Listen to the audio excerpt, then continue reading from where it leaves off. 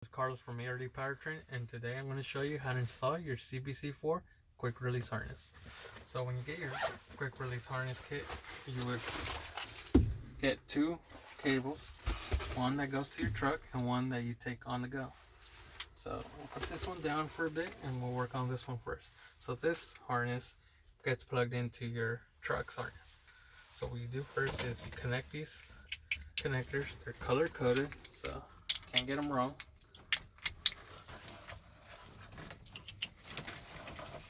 Just like that.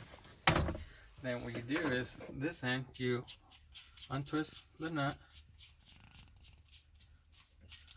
and you feed this through a pre-made hole or a hole that you create on in your truck. And then when you pre-feed this, you use the nut to connect it like that. And you fix these things in here. You push this back. You put the screws in there to hold them in place temporarily.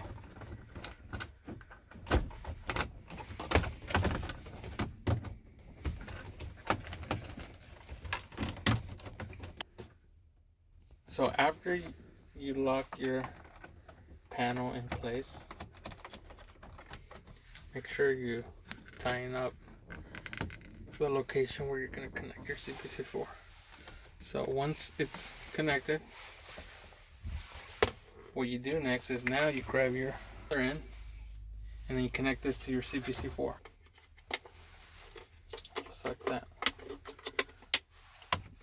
So this is what you're going to connect to your truck. It goes on here and it twist locks. Just like that. And this, either you can hang it here, or hang it down here. Depends on where you want it. We made a bracket for this. You can buy this at your local hardware.